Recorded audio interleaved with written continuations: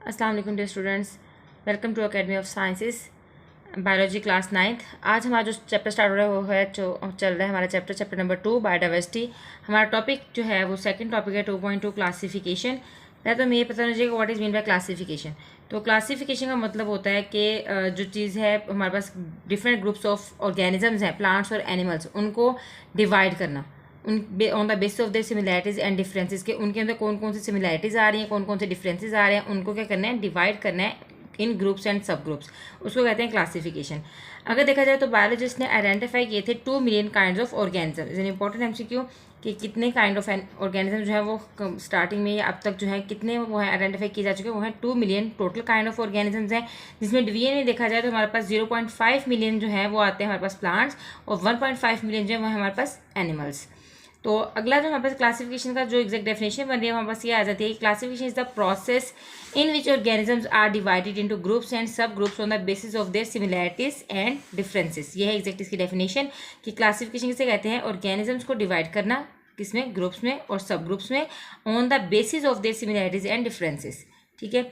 तो अगर हम देखें हमारे पास एम होता क्या है इसका क्लासिफिकेशन का या किसी भी चीज़ को क्लासीफाई करने का एम या उसके प्रिंसिपल्स क्या होंगे, तो हमारे लिए यह आसान होता है कि इसमें जो पहला एक पॉइंट हमारे पास आता है, पहला जो एम आता है ये हमारे पास शॉर्ट क्वेश्चन इंपॉर्टेंट भी है, यह है कि determine the similarities of differences can be easily studied.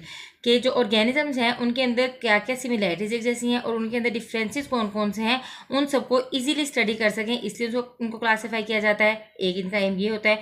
दूसरा होता है find the evolutionary relationship. Evolutionary होता है इर्तिका होता है इसका मतलब। ठीक है कि ये इवॉल्व किससे कर रहे हैं, इनका रिलेशनशिप बैकवर्ड किस चीज़ के साथ इवॉल्व कर रहा है, इन सब चीज़ों की जो स्टडी होती है वो ये इंपॉर्टेंट होती है, क्लासिफिकेशन इसमें इंपॉर्टेंट होती है। इसके बाद अगर हम इसके एडवांटेजेस देखें तो एडवांटेजेस में हमारे पास कुछ पॉइंट आ रहे हैं। एडवांटेज ऑफ क्लासिफिकेशन, ये शॉर्ट क्वेश्चन भी आ सकता है और ये लॉन्ग भी आ सकता है। तो यहाँ देखेंगे हमारे पास क्लासिफिकेशन अलाउ किस चीज़ को अलाउ करिए, बायोलॉजिस्ट को to group similar organisms together. अब इनको इकट्ठा करना और make it easier to identify या understand, make it easier to identify or understand the characteristics, relationship, evolutionary history of the different organisms। तो दोबारा देखिए कि हमारे पास अगर क्लासिफिकेशन जो होती है, अगर क्लासिफिकेशन करवा ली जाए ऑर्गेनिज्म को ग्रुप और सब ग्रुप्स के अंदर, तो यहाँ जो बायोलॉजिस्ट को आसानी किस चीज़ में होती है कि वो इजीली जो है आइडेंटिफाई भी कर सकते हैं और अंडरस्टैंड भी कर सकते हैं किस चीज़ को, ऑर्गेनिज्म के कैरेक्टरिस्टिक्स को, उनके रिलेशनशिप को और उनकी एवोल्यूशनरी हिस्ट्री को। ठीक है। सेकेंड हमारे पास आता है क्लासिफिकेशन हमें क्या प्रोवाइड कर रही है, एक फ्रेमवर्क प्रोवाइड करती है। एक फ्रेमवर्क प्रोवाइड करती है किस चीज़ के लिए, for the studying and comparing of different organism, के डिफरेंट ऑर्गेनिज्म को कंपेयर करके अगर स्टडी करना हो, प्लांट्स और एनिमल्स में डिफरेंट स्टडी करना हो हमने, तो वो इजीली जो है वो हम डिफरेंट स्पीशीज़ के अंदर क्या होता है उसको स्टडी कर सकते हैं। वो फ्रेमवर्क बना देती है पूरा, जैसे हम कहते हैं एक फ्लो चार्ट बन जाता है, इजीली हम उसको स्टडी कर सकें। थर्ड है हमारे पास जो आ रहा है वो है कि एक्सप्लेन करती है इंटर रिलेशनशिप बिटवीन ऑर्गेनिजम्स, के ऑर्गेनिजम्स का आपस में एक दूसरे के साथ इंटर रिलेशन जो होता है वो किस तरह का रिलेशनशिप है। फोर्थ आएगा कि help to identify new species, जो नई स्पीशीज़ जो इन्वेंट हो रही हैं या इंट्रोड्यूस हो रही हैं, आइडेंटिफाई की जा रही हैं, उनको भी इजीली स्टडी किया जा सकता है और उनको उनके एवोल्यूशनरी रिलेशनशिप को भी स्टडी किया जा सकता है इजीली, कि उनको हम किसके साथ रिलेट करते हैं या वो डिफरेंटली उनके जो बेसिस हम देख रहे थे सिमिलैरिटीज़ और उनके जो डिफरेंसेस आ रहे थे वो उनको किसके साथ रिलेट करवा रहे हैं, या कौन से एनिमल्स या कौन से ग्रुप के साथ वो इवॉल्व कर रही हैं। और हमारे पास सेकंड लास्ट हमारे पास आ जाएगा कि it help to identify provide common language मिल जाती है हमारे पास इसको स्टडी आउट करने के लिए।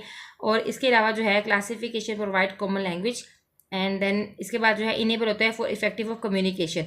अगर वो कॉमन लैंग्वेज हमें प्रोवाइड करा है तो वो इनेबल होगा किस चीज़ के लिए, effective for the communication in study of organism को स्टडी करने के लिए इफेक्टिव कम्युनिकेशन जो हमें प्रोवाइड करता है, क्योंकि साइंटिफिक लैंग्वेज में चीज़ें होती हैं वो हमारे पास इजीली साइंटिस्ट होते हैं उसको स्टडी भी कर सकते हैं, तो ओवरऑल वर्क इसके ऊपर आसानी से हो जाता है। तो ये हमारा आज का topic classification, aim of classification, aim and principles of classification and advantages of the classification.